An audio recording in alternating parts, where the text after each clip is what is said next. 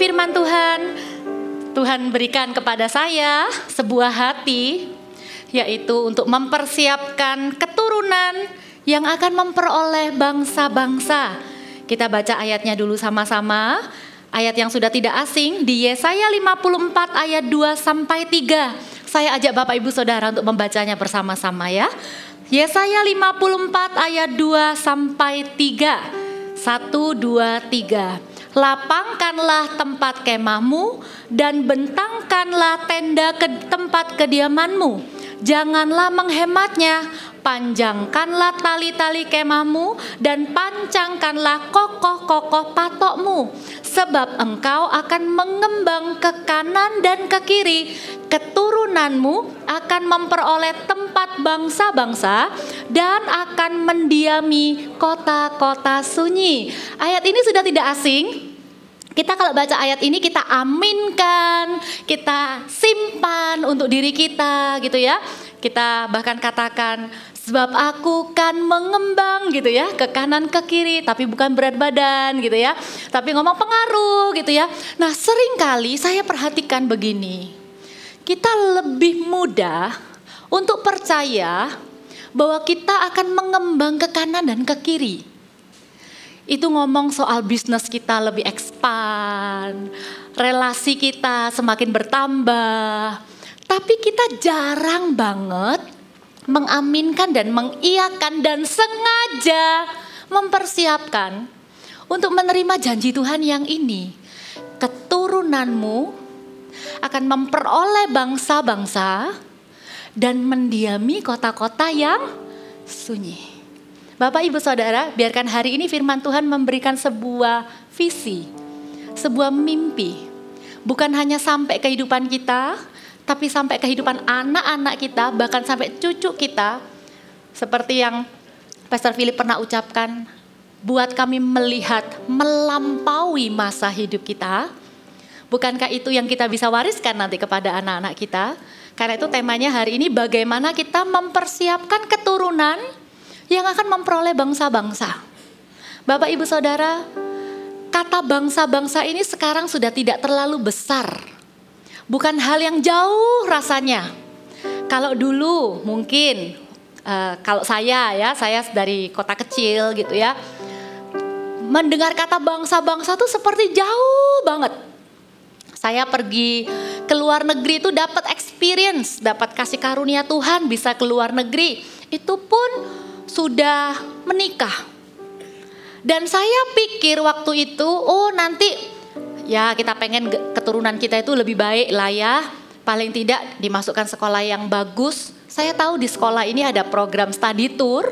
Saya pikir, oh nanti waktu kelas perpisahan mungkin SMP atau SMA ada study tour ke luar negeri. Nah paling tidak anak-anak ini akan pergi ke luar negeri nanti waktu itu. Ya lain cerita kalau kita memang punya berkat lebih ya, bisa jalan-jalan ke luar negeri. Sekarang saya malah dengar teman saya bilang begini, aduh Kak Pau, saya ini gak ada tahap pelayanan mission trip yang ke luar negeri aja. Karena tiket ke luar negeri lebih murah katanya sekarang daripada ke luar pulau. Benar ya? Jadi dia bilang, loh saya mau pelayanan ke Kupang nanti habis ini KKR. Gak bisa, kalau luar negeri saya ikut. Oh gitu ya. Jadi sekarang memang segala sesuatu tentang bangsa-bangsa itu menjadi lebih dekat dari sebelumnya. Ya kalau anak saya tadi itu saya juga ngalami kebaikan Tuhan. Ternyata gak usah nunggu sampai dia SMP SMA. SD, belum SD dapat berkat bisa ikut saya pelayanan ke luar negeri. Saya sampai mikir, iya ya Tuhan ini serius loh sama generasi kita ini. Oh Kak, kita belum pernah ke luar negeri. Anak-anak juga sekolahnya ya di tempat biasa lah. Masih jauh lah Kak ke luar negeri. Dengarkan saya. Anak kita mungkin belum pernah ke bangsa-bangsa. Tapi bangsa-bangsa itu sudah ada di hidup mereka. Melalui gadget yang mereka pegang. Setuju? Mereka sudah tidak asing dengan segala sesuatu. Karena teknologi ini membuat batasan tuh jadi seperti tidak ada.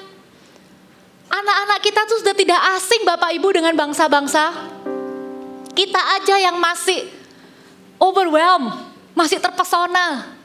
Kita aja yang masih menganggap negara-negara besar itu seolah-olah lebih dari Indonesia. Puji Tuhan, kita sedang menuju ke masa di mana percayalah Indonesia akan menjadi berkat buat bangsa-bangsa. Kenapa kok kita bisa percaya itu? Karena kita sudah melihat bagaimana gereja kita dipakai Tuhan sampai ke bangsa-bangsa. Kasih tepuk tangan buat Tuhan Yesus. Di CG Super Conference ada ratusan delegasi dari luar negeri yang datang. Mereka datang untuk membawa pulang api kebangunan rohani yang kita miliki di kota Surabaya ini. Mereka akan bawa pulang ke Hong Kong, mereka akan bawa pulang ke LA, mereka akan bawa pulang ke New York, mereka akan bawa pulang ke Jerman. Mereka akan bawa pulang ke bangsa-bangsa tempat dari mana mereka datang. Anak-anak kita tidak lagi jauh dengan bangsa-bangsa. Biarkan Bapak Ibu hari ini, izinkan saya berkata kepada Anda bahwa janji firman Tuhan ini untuk setiap Anda yang memiliki keturunan. Bapak Ibu dengar, keturunan Anda akan memperoleh bangsa-bangsa dan mendiami kota-kota sunyi. Amin. Ya, lalu apa bagian kita?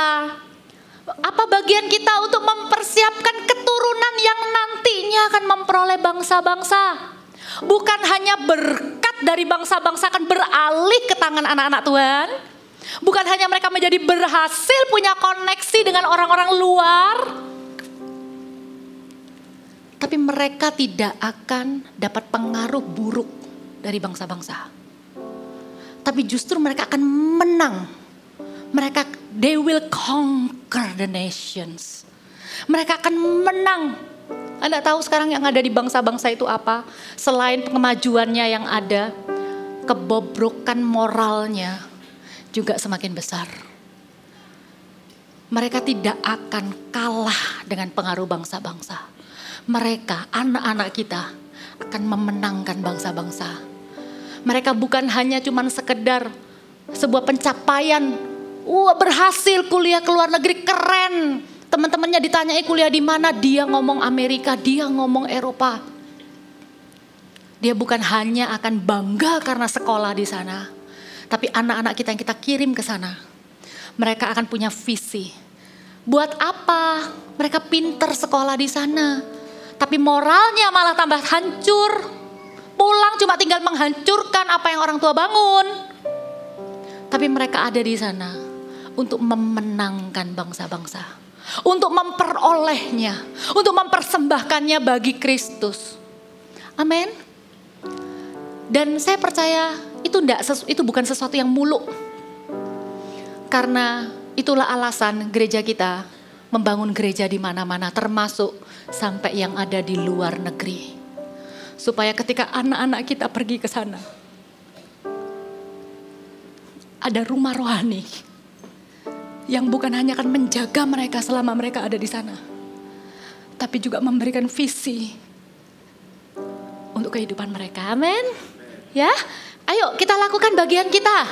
Ya, yang pertama mulai dari kesatuan hati suami istri, papa dan mama. Ya, kita buka dulu firman Maleakhi 2 ayat 13 sampai 16. Dikatakan begini, agak panjang ya, saya bacakan dengan cepat. Dan inilah yang kedua yang kamu lakukan. Kamu menutupi mezbah Tuhan dengan air mata, dengan tangisan dan rintihan. Oleh karena ia tidak lagi berpaling kepada persembahan dan tidak berkenan menerimanya dari tanganmu. Dan kamu bertanya, oleh karena apa?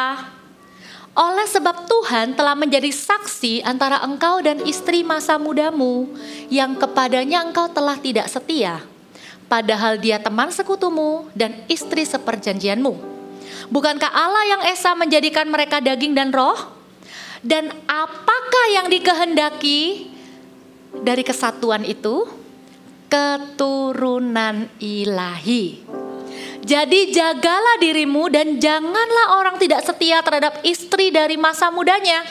Sebab aku membenci perceraian, firman Tuhan Allah Israel. Juga orang yang menutupi pakaiannya dengan kekerasan. Firman Tuhan semesta alam, maka jagalah dirimu dan janganlah berkhianat. Untuk membesarkan keturunan, mempersiapkan keturunan yang memperoleh bangsa-bangsa. perjuangkan kesatuan hati suami istri. Suami istri, saya tahu, sampai selama-lamanya dua orang yang menjadi satu tuh pasti ada perbedaan. Tapi saya berdoa, kalau Anda tangkap visi ini, Anda akan melihat bahwa demi sesuatu yang lebih besar, yaitu janji Tuhan atas keturunan kita ini, kita akan berbesar hati dalam hal-hal kecil. Istilahnya begini loh, kalau itu bukan sesuatu yang prinsip, jangan gampang cekcok ya. Jangan gampang ribut ya. Hanya perkara mau makan di mana. Hanya masalah istri selalu terlambat, suami selalu nunggu di mobil, istrinya masih pasang bulu mata. Persiapan istri itu memang lebih lama Bapak Ibu. Anda harus terima itu. Mulai dari alis sampai ke lipstik, belum sampai sepatu. Ya, itu memang sudah kodratnya dari sana. Hal-hal yang kecil-kecil gitu, ayolah lebih let go demi kesatuan hati. Supaya kalau berdoa itu bisa sepakat. Jangan pas waktunya mau berdoa, istrinya lagi gondok. Tadi pagi habis diomelin, masuk mobil muka suami cemberut. Cobalah kita let go hal-hal yang kurang esensi itu. Dan hal-hal yang esensi, karena itu begitu esensi, bukan dipertengkarkan tapi dibicarakan. Tengkar itu sama musuh. Istri bukan musuh, suami bukan musuh. Amin. Gak ada kan? Saya agak geli aja sih baca berita. Katanya suaminya menceraikan istrinya karena istrinya terlalu pengalah, penurut dan penyayang. Dia pengen istri yang bisa berdebat. Ya ampun. Saya percaya setiap suami istri itu merindukan, percaya ya, bukan suami istri aja. Jangan pernah bilang ya, suami istri bilang begini ya. Bahasa kasih kita memang begitu Kak Pau. Tom and Jerry style. Sebenarnya saling cinta kok. Cuman memang bahasa kasihnya begitu. Mungkin Anda yang sudah belasan tahun bersama, Anda menganggap itu biasa. Tapi anak-anak Anda seperti hidup di perang dunia keempat setiap hari. Dan mereka tumbuh dalam suasana rumah yang seperti apa, itu ditentukan dari kesatuan hati suami dan istri. Jangan bertengkar di depan anak, itu baru yang paling kecil, levelnya yang paling sederhana. Tapi berdoalah sepakat suami istri untuk anakmu. Itu yang Tuhan inginkan.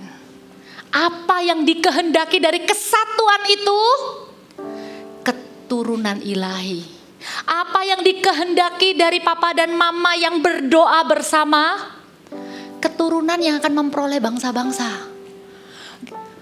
Bertahanlah, jangan ribut, jangan bertengkar supaya bisa berdoa. Kuasailah dirimu dan jadilah tenang supaya bisa berdoa, bukan hanya untuk pribadi. Saya mau doa, saya harus tenang, kuasai diri. Tapi habis ngamukin orangnya gak tenang, dia tenang, saya sudah tenang. Saya sudah luapkan semua emosi saya, sekarang saya tenang. Iya lu tenang, yang habis kamu marah-marahin jadi gak tenang. Kuasai diri dan jadilah tenang supaya berdoa. Berlaku juga untuk suami istri. Ayo sekarang suami istri gandengan tangan dulu.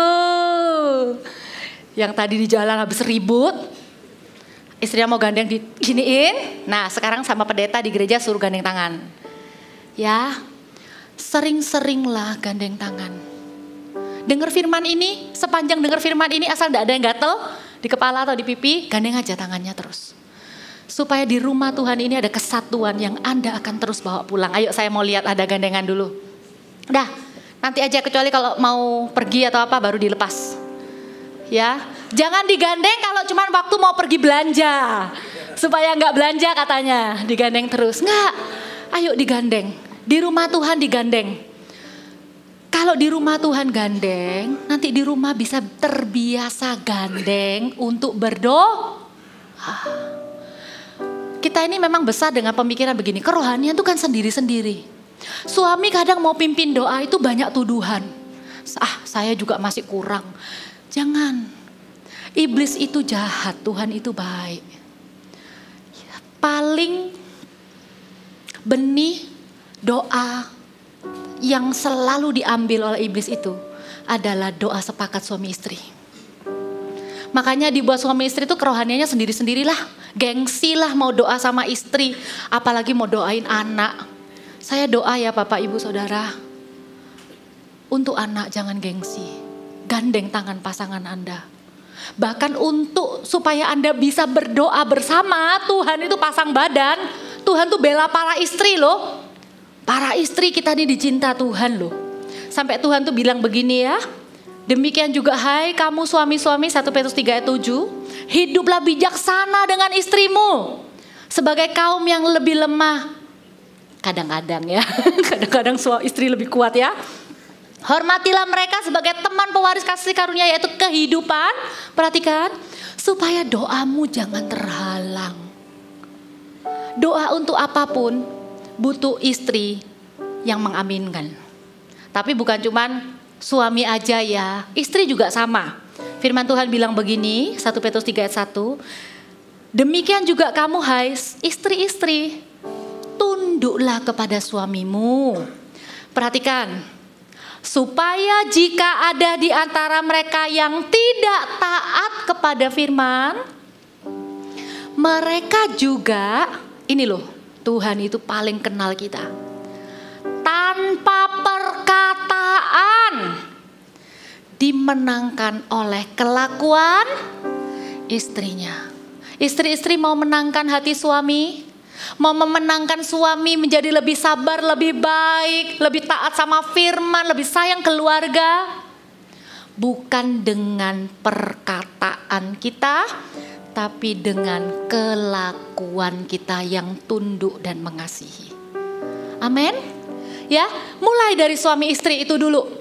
Suami istri harus sepakat dulu bahwa iya benar janji Tuhan itu untuk keturunan kita tuh lebih besar dari rencana kita. Saya tahu Bapak Ibu ini orang-orang yang sudah belajar dari mungkin masa lalu. Sehingga kita ini adalah orang-orang yang sudah sangat mempersiapkan segala sesuatu bagi anak kita. Kita sudah tahu SMP-nya mau di mana, SMA-nya, kuliahnya, bahkan mungkin modal kerjanya sudah kita siapkan. Mungkin kerjaannya juga kita sudah siapkan untuk mewarisi apa yang kita kerjakan dan lain-lain. Itu tidak ada yang salah. Tapi berikan ruang untuk Tuhan menggenapi rencananya melalui anak-anak kita. Amin. Ya, kita akan lihat satu teladan yang tidak sempurna dari Yakub. Saya tidak menemukan contoh yang lain ya. Jadi Yakub ini menerima janji Tuhan bahwa keturunannya akan memperoleh bangsa-bangsa. Itu bukan waktu dia itu sudah punya banyak anak dan sudah punya banyak harta. Lalu Tuhan bilang keturunanmu akan memperoleh bangsa-bangsa. Anda tahu kapan Tuhan memberikan janji ini kepada Yakub? Waktu Yakub menjadi pelarian dari rumah ayahnya. Waktu dia lagi takut ketemu Esau karena Esau mau bunuh dia. Jomblo, genes, gak punya masa depan. Yang dipikirkan sama Yakub itu, Anda kalau baca firman ya, Anda akan kenal hatinya Tuhan. Saya pengen Anda ketemu hatinya Tuhan dulu. Perhatikan Kejadian 28 ayat 13 sampai 22 saya bacakan.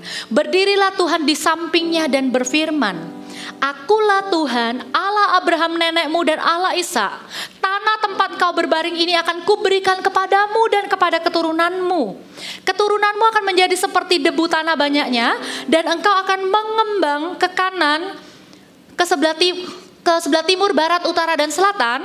Dan olehmu serta keturunanmu semua kaum di muka bumi, artinya semua bangsa-bangsa akan mendapat berkat. Sesungguhnya aku menyertai engkau dan lain-lain ya. Kemudian perhatikan responnya Yakub. Dikatakan begini, ayat yang ke-20 ya.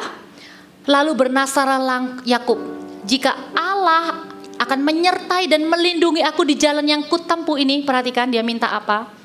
Memberikan kepadaku roti untuk dimakan dan pakaian untuk dipakai, sehingga aku selamat kembali ke rumah ayahku, maka Tuhan akan menjadi Allahku. Saya baca ayat ini saya sangat terharu. Seringkali kita tuh kayak Yakub.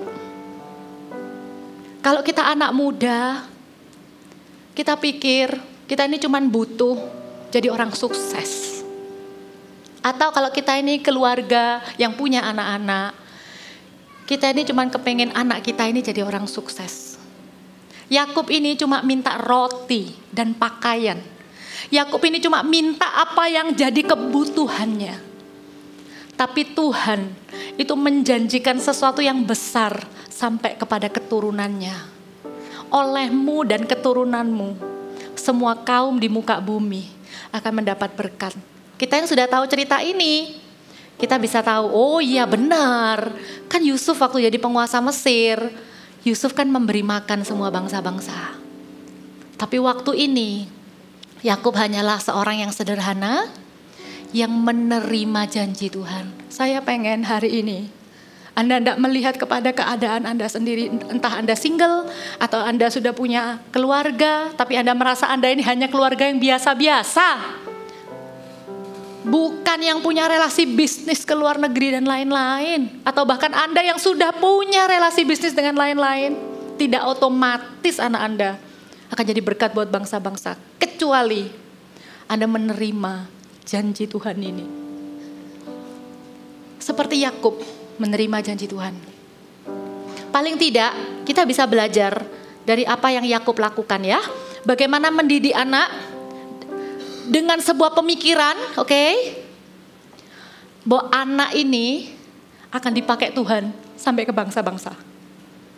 Mau gak kita besarkan anak kita itu bukan cuma dengan pemikiran, oh nanti jadi orang, oh ya nanti jadi orang sukses, ya nanti jadi bahasanya itu berguna bagi bangsa dan negara. Iya, itu baik. Tapi maukah kita menambahkan hari ini, saya mau mendidik anak saya karena Tuhan janji keturunan saya akan menjadi berkat buat bangsa-bangsa. Amin. Ya, kita sepakat, Anda sepakat dengan saya, angkat tangan tinggi-tinggi.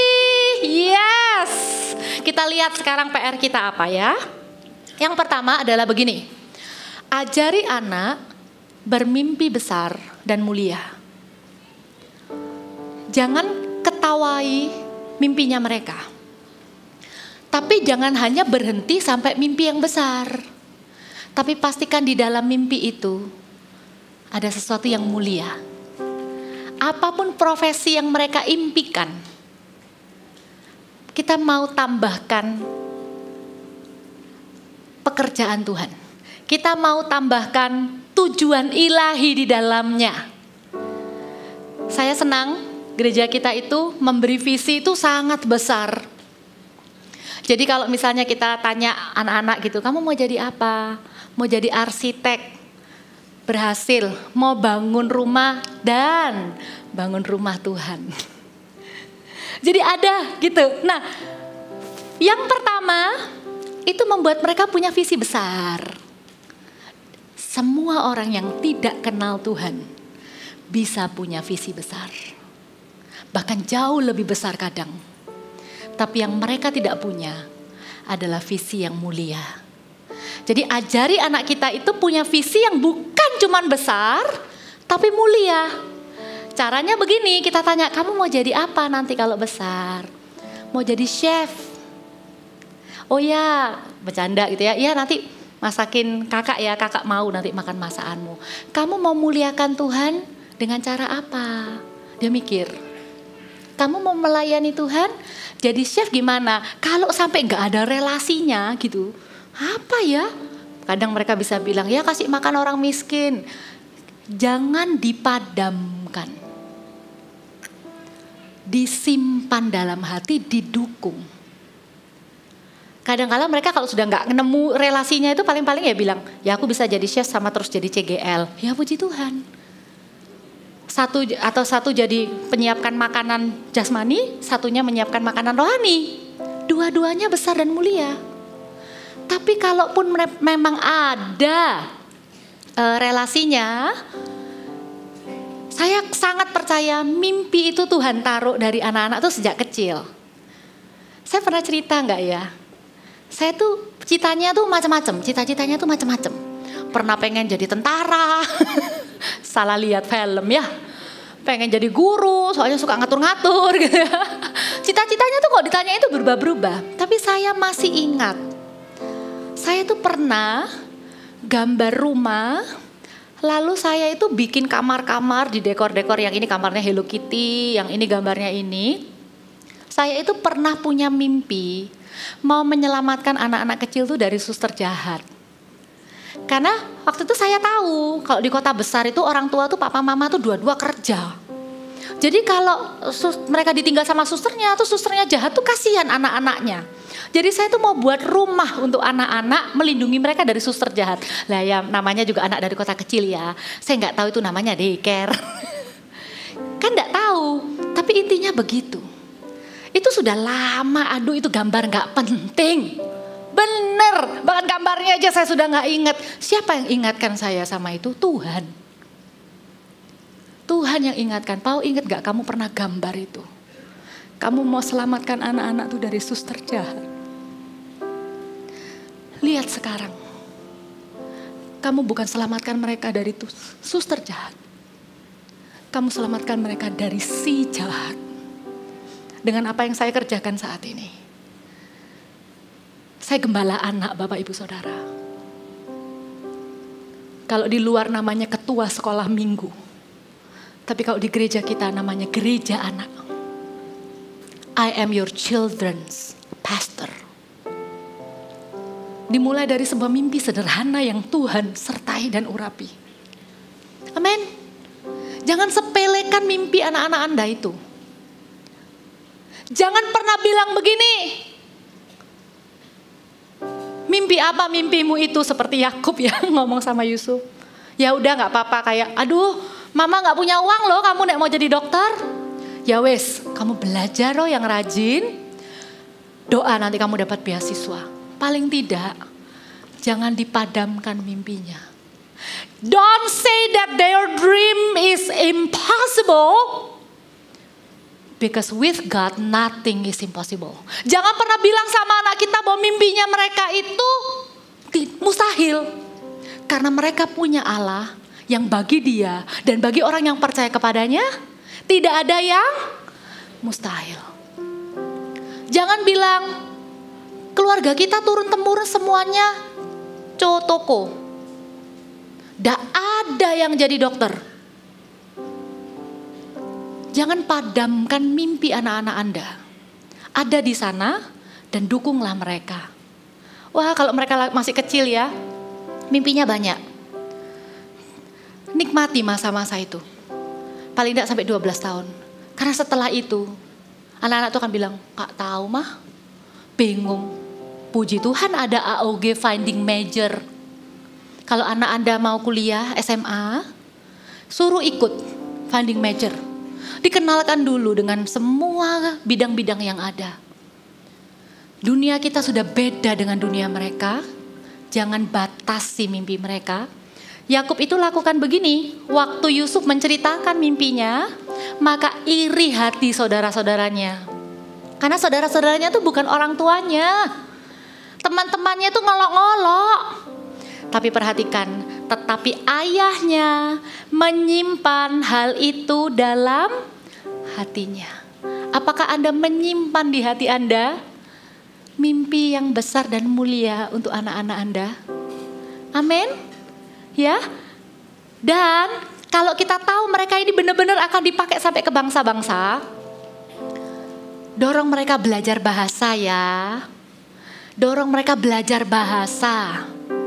Paling tidak, ini anak-anak bisa musuhin saya nih. 2 ya, English sama Mandarin. Nah yang kedua ini biasanya anak-anak yang paling gitu ya. Kalau English mungkin masih oke. Nah kalau Anda, saya tadi lihat ada banyak oma-oma, opa-opa atau papa mama. Kalau Anda tuh sudah bisa bahasa Chinese, buat Chinese tuh jadi menyenangkan ya buat mereka.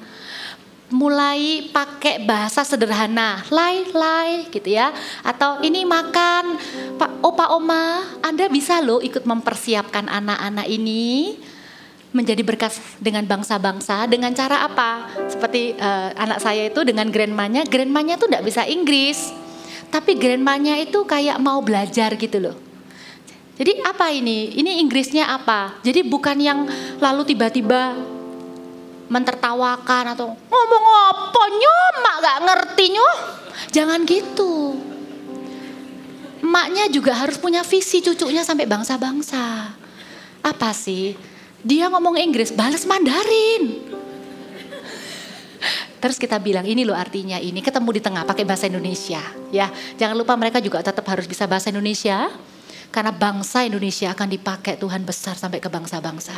Amin. Kasih tepuk tangan buat Tuhan. Ya, ajari mereka bahasa. Apalagi semakin kecil semakin bagus. Percayalah kalau sudah seumuran kita ini, ya ampun susahnya ya, suruh belajar bahasa ya. Anak-anak kita ini ayo kita dorong. Terus kalau mereka salah-salah ngomong bahasa Inggrisnya, jangan ada yang berani mentertawakan. Jangan mentertawakan orang yang sedang belajar. Kalau ada temen yang lagi belajar, jangan dibilang, sok kemenggris. Jangan dibilang gitu. Iya, enggak apa-apa saya belajar bahasa Inggris belepotan, enggak apa-apa. Demi anak-anak saya. Amin. Ya, jangan ada yang mentertawakan orang lain yang sedang belajar bahasa Inggris ya. Anak muda, anak kecil, mereka lagi mungkin ngomong terus salah. Kita yang lebih pintar, kita yang sudah pernah lulusan luar negeri. Koreksi dengan rendah hati, dengan baik, jangan di depan umum. Supaya mereka terus belajar. Gitu ya. Kemudian, selain mempersiapkan bahasa, sambil kita mendengar anak kita bermimpi besar dan mulia ini, jangan padamkan pikiran kritis mereka ya. Pikiran kritis itu sekarang sedang melanda anak-anak kita. Anak-anak kita ini kebanyakan sekarang bukan lagi anak yang cuman yes mami, okay daddy, bukan. Anak-anak yang mulai bertanya why? Why not? Why? Mereka tuh kayak tidak semudah itu kayak kita dulu gitu loh. Kalau disuruh apa-apa tuh kita langsung oke gitu, tanpa berpikir, malas berdebat. Karena kita tahu ya kalau kita ngomong sesuatu yang bertanya gitu, wah kita bisa dikuliahi ya. Nah anak-anak kita enggak, karena kita sekarang penuh kasih. Jangan sampai anak-anak kita jadi manja. Nanti ada poinnya juga ya. Tapi ketika mereka mulai berpikir kritis itu artinya gini loh. Berpikir yang tidak sama dengan kebanyakan orang.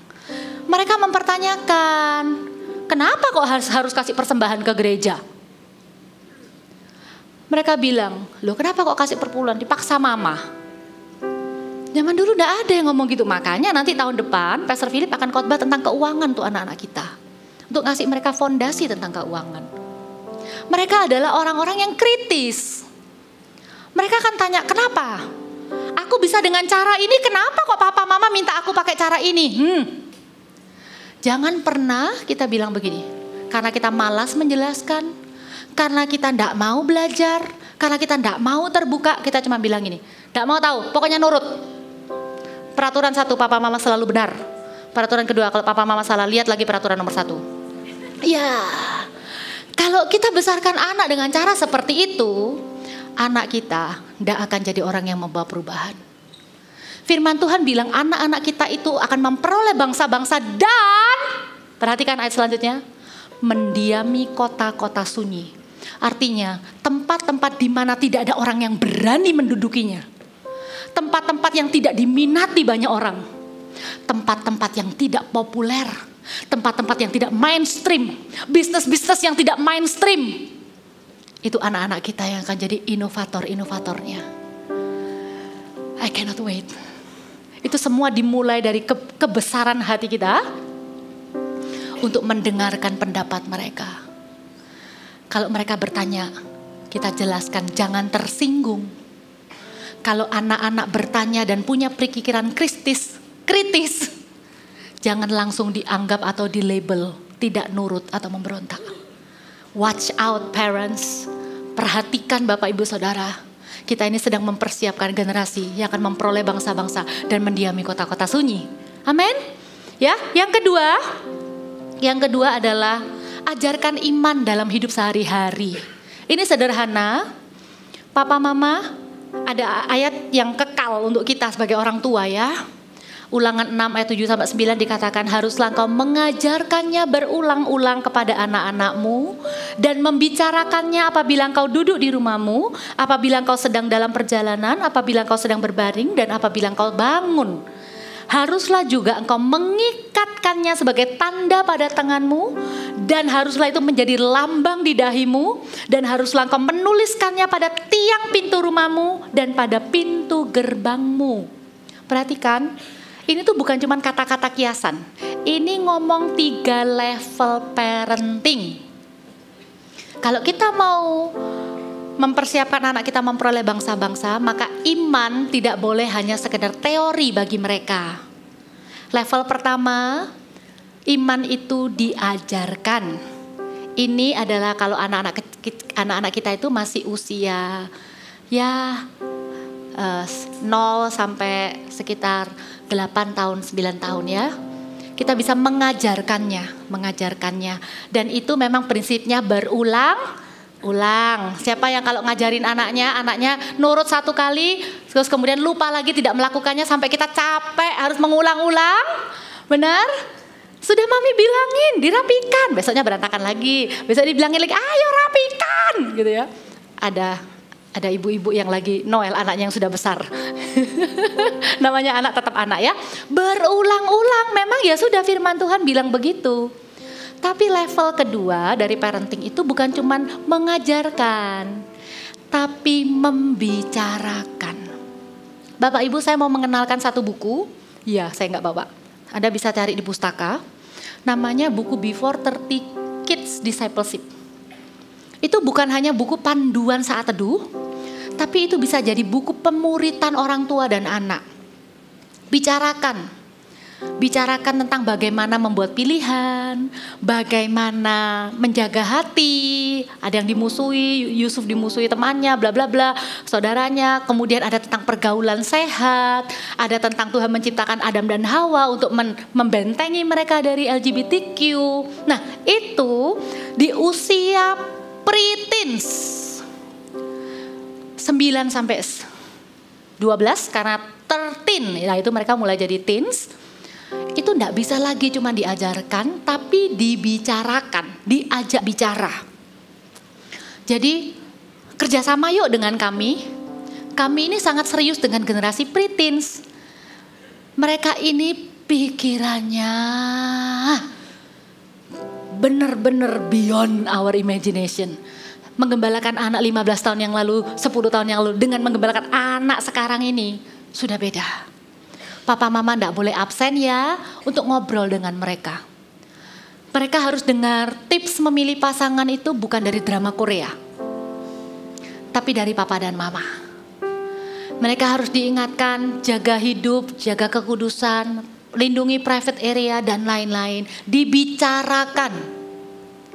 Kalau anak tiba-tiba tanya, jangan langsung dibilang tabu. Jangan dibilangin begitu. Dibicarakan. Berani bicara hal-hal yang sulit. Kalau misalnya mereka tanya sesuatu, papa mama enggak tahu, bilang aja. Kasih papa mama waktu, besok papa mama jawab. Malamnya papa mama Google. Atau tanya sama CGL-nya. Nanti CGL-nya cariin jawabannya, habis itu kembali lagi ke mereka. Bapak Ibu, kalau dalam hal puberty, anak-anak kita tuh butuh sex education, bukan pornografi. Tapi kalau mereka tidak dapat dari kita dan kita tidak berani membicarakannya, mereka akan Google. Dan waktu mereka Google, mereka tidak akan nemu sex education, mereka nemunya pornografi. Kemarin anak saya baru break the rule. Dia nonton film yang ratingnya 13+, padahal dia masih umur 11. Dan puji Tuhan ngaku-ngaku sendiri. Dia bilang, you know mommy, the Barbie movie that you banned me not to watch because it's 13+. Mama tahu kan film itu yang sudah 13 tahun plus itu ratingnya. I watch it. Terus dia bilang, kok bisa? Karena semua platform untuk anak kita nonton itu, saya sudah protect. Dulu dia bisa hack passwordnya, ganti dengan password dia. Sekarang saya buat lebih sulit, dia sudah tidak bisa. Tahu nggak jawabannya apa? My friend give me the website. Bapak Ibu Saudara, iman itu untuk anak-anak tidak boleh sekedar teori. Kita harus mau membicarakannya. Terus saya agak ngomel kan, gitu kan. Terus dia bilang gini, Easy. You know I'm in the curious moment because I already preteens. Saya yang diajari. Tenang mami, saya ini sekarang lagi ada di season atau area atau fase di mana suka penasaran pengen tahu. Karena saya itu sudah pra-remaja. Saya langsung speechless. Masa saya mau marah? Saya cuma tinggal bilang gini aja. Oke, next time involve me in your curiosity. Libatkan mama waktu kamu penasaran. Sudah itu aja. Berapa banyak anak-anak itu yang diam-diam mencari tahu sendiri. Begitu banyak hal yang mereka penasaran. Karena kita tidak pernah hadir membicarakannya dengan mereka. Level parenting yang ketiga, bukan cuma mengajarkannya, bukan cuma membicarakannya, tapi menunjukkannya. Itu loh artinya, diikat di tangan, jadi lambang di dahi, ditaruh di pintu gerbang. So our children can see the action of our faith. Maka anak-anak kita itu bisa melihat tindakan dari iman kita. Penting Bapak Ibu Saudara, iman ini ya, di hidup anak-anak kita paling tidak 2 hal. Mereka akan tahu, kalau mereka punya iman, mereka tahu siapa Tuhan mereka akan tahu jati diri mereka. Bilang sama mereka, mulai hari ini hidup sungguh-sungguh ya sama Tuhan. Papa mama terima janji Tuhan, kamu akan dipakai Tuhan sampai ke bangsa-bangsa. Kamu akan jadi pelayan Tuhan. Kamu hidupnya akan memuliakan Tuhan. Nyatakan itu. Kasih tahu mereka jati diri mereka itu siapa. Supaya mereka gak bingung cari jati diri di luar sana. Am I an artist? Jangan-jangan saya politikus. Kok saya agak licik?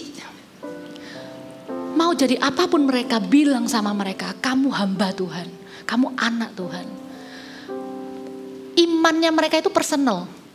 Kalau mereka punya iman, dari papa mama yang membicarakan, dari papa mama yang mengajarkan, dari papa mama yang menunjukkan. Pertama, iman itu akan membentuk jati diri mereka. Mereka tahu mereka ini anak Tuhan. Yang kedua, iman itu akan membuat mereka berani dalam kehidupan. Karena tahu siapa yang menyertai. Berapa banyak anak-anak berpotensi yang sebenarnya pintar, tapi tidak berani ngambil kesempatan. Karena apa? Takut. Anak yang akan memenangkan bangsa-bangsa adalah anak yang berani. Beraninya tuh bukan karena confidence sama skill sendiri. Berani karena Tuhan berjanji menyertai.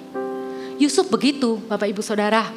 Yusuf itu tidak kehilangan mimpinya.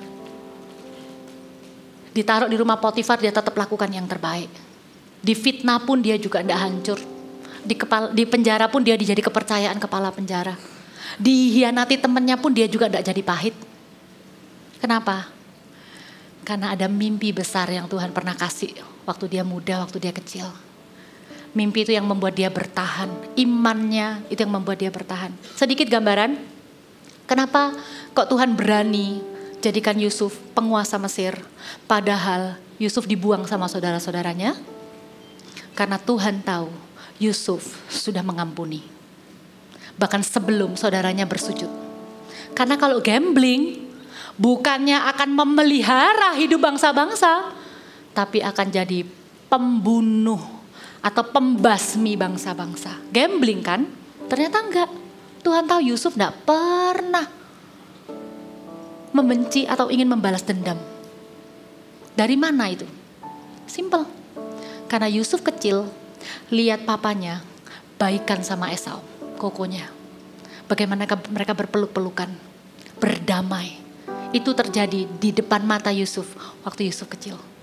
Tunjukkan iman dalam kehidupan sehari-hari. Ajarkan, bicarakan, dan tunjukkan. Amin. Dan yang ketiga ini simple, tapi sangat penting. Latih daya juang dan kepedulian. Bapak Ibu, anak-anak kita ini sekarang hidupnya lebih enak dari kita. Sesusah-susahnya mereka, lebih susah kita dulu. Benar gak? Kita dulu kepengen sesuatu itu kita cemplungin, kecelengan gitu ya.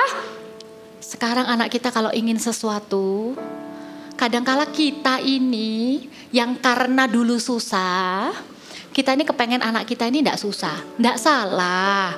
Ya janganlah anak kita diambil kasurnya suruh tidur di tikar. Bukan. Tapi do not make everything easy for them.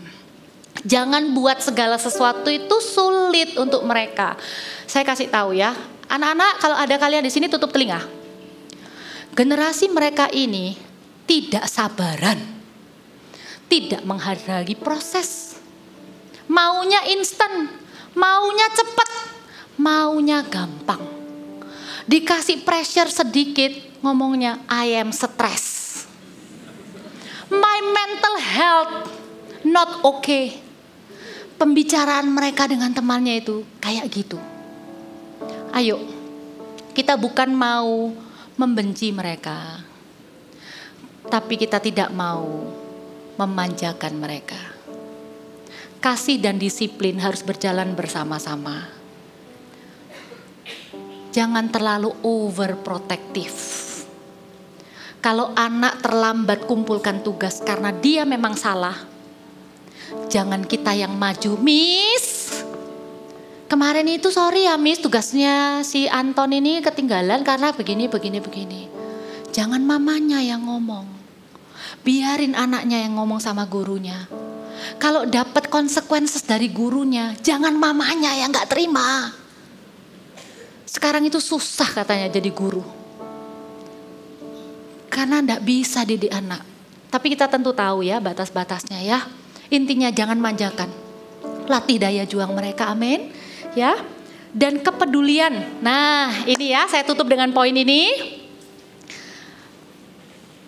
Yusuf ini punya kualitas kepedulian yang sebenarnya menjadi jalan keluarnya untuk dia itu bisa ketemu sama Firaun.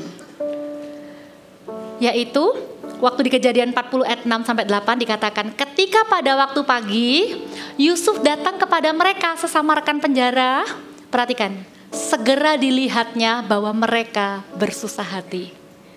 Lalu ia bertanya kepada pegawai-pegawai istana Firaun yang ditahan bersama-sama dengan dia dalam rumah tuannya itu, mengapakah hari ini mukamu semuram itu? Jawab mereka kepadanya, kami bermimpi tetapi tidak ada yang dapat mengartikannya. Lalu kata Yusuf kepada mereka, bukankah Allah yang menerangkan arti mimpi? Ceritakanlah kiranya mimpimu itu kepadaku. Lalu Yusuf membukakan artinya. Dan setelah itu Yusuf dilupakan bertahun-tahun. Tapi kemudian ada waktunya orang juru minuman itu bilang, kayaknya hari ini aku harus mengakui kesalahanku. Aku pernah ditolong tapi aku lupakan. Nah itu menjadi pintunya. Dengarkan saya. Ada satu kualitas manusia yang tidak bisa digantikan mesin apapun, yang tidak bisa dikalahkan oleh teknologi AI apapun. Namanya empati, kepedulian. Karena manusia tidak diciptakan untuk berhidup bersama dengan robot, tapi manusia diciptakan dengan sesamanya. Anda mau anak Anda jadi orang besar di masa depannya, mendiami kota-kota sunyi, membuka pekerjaan-pekerjaan baru, memberkati bangsa-bangsa? Bukan hanya IQ pinter, bukan hanya EQ pinter mengolah emosi, bukan hanya SQ-nya juga, tapi pedulinya. Dan peduli itu erat hubungannya dengan Yesus. Karena pada dasarnya manusia itu cenderung egois. Hanya Yesus yang bisa membuat manusia peduli sama orang yang lain. Ajarkan kepedulian, latih dari kecil. Dan itu yang akan membuat mereka bisa jadi orang besar. Kerjasama, jangan semua dikerjakan sendiri. Bangun teamwork, ada kerja kelompok. Libatkan mereka di dalam CG sejak kecil. Bosen kak dia tuh karena online. Tahu enggak di online tuh mereka belajar apa? Belajar sabar nunggu giliran ngomong. Karena kalau dia ngomong kebanyakan di mute sama temennya. Belajar untuk berinteraksi. Kenapa kita tetap okein CG itu walaupun online? Karena kita pengen di dunia online-nya mereka ada nilai-nilai kekristenan. Di situ mereka ditanyain, siapa yang mau didoakan? Aku Kak, perutku sakit. Ya udah, Anton ya, kamu doa untuk Andi. Lalu berdoa.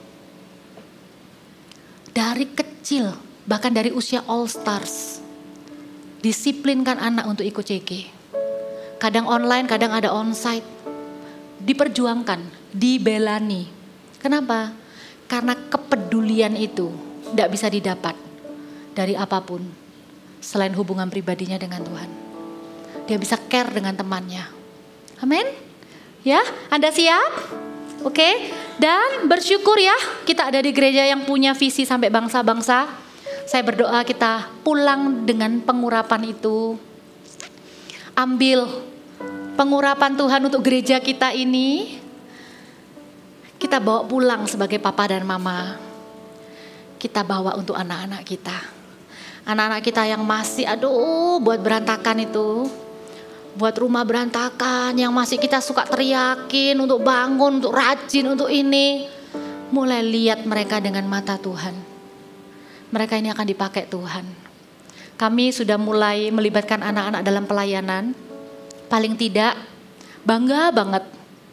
Anak-anak yang kita utus kemarin, yang graduate dari pelayanan voltage, itu mereka pegang gitu ya kertas-kertas tulisannya Jerman, kemudian Singapura, Jakarta, kemudian ada yang tulisannya Taiwan dan lain-lain.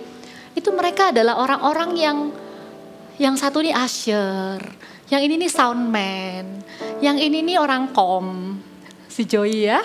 Lalu ini tuh orang MM multimedia. Mereka adalah orang-orang yang sudah experience melayani Tuhan di rumah Tuhan. Dan saya dengar beberapa dari mereka, kebanyakan dari mereka, waktu mereka di sana mereka langsung bergabung dengan ROSC yang ada. Mereka langsung melayani Tuhan juga di sana. Hidupnya jadi tidak bisa aneh-aneh. Karena sudah langsung ada visi Tuhan di sana. Ayo ambil. Anda sedang ada di gereja yang bukan cuma peduli dengan hidup Anda, tapi punya visi besar bagi keturunan Anda. Amin.